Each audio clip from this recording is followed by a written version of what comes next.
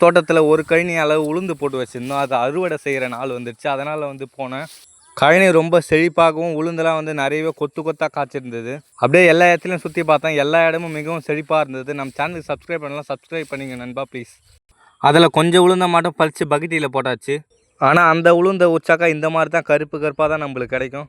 இந்த உளுந்தோட நன்மைகளை கேட்டால் கண்டிப்பாக நீங்கள் ஆச்சரியப்படுவீங்க. அதுக்கு முன்னாடி நம்ம சேனலை சப்ஸ்கிரைப் பண்ண மறந்துடாதீங்க. நீங்களும் இயற்கை விவசாயம் பண்ணுறீங்களோ அப்படின்னு மறக்காமல் கமெண்ட் பாக்ஸில் கமெண்ட் பண்ணுங்கள். இந்த உளுந்தில் நார்ச்சத்து, அதுவும் இல்லாமல் வந்து ப்ரோட்டீன், நிறைய வைட்டமின்ஸ், அதுவும் இல்லாமல் வந்து நிறைய ப்ரோட்டீன் சத்துக்கள்லாம் வந்து நிறைய நிறைஞ்சிருக்குது இந்த உளுந்தில். எண்ண முடியாத அளவுக்கு சத்துக்கள் இருக்குன்னா அது உளுந்தில் மட்டும்தான் சொல்லியாகணும். ஆனால் இந்த உளுந்து அதிகமாக இந்த காலத்தில் வந்து பயன்பட மாட்டேங்குது. அந்த காலத்தில் வந்து உளுந்துகள் தான் வந்து அதிகமாக வந்து பயன்படும். நிறைய மருத்துவ முறைகள் அந்த மாதிரி. இப்போ இருக்கிற காலகட்டத்தில் வந்து குர்குரே, லேஸ் இந்த மாதிரி வந்து பேக்கெட் ஐட்டம் தான் வாங்கி சாப்பிட்றீங்க. அது வந்து எந்த அளவுக்கு கேடு விளைவிக்குன்னு உங்களுக்கே தெரியும். இந்த மாதிரி இயற்கை உணவுகளை சாப்பிடுங்க. நம்ம சேனலை சப்ஸ்கிரைப் பண்ணுங்கள். டாட்டா பாய் பாய்.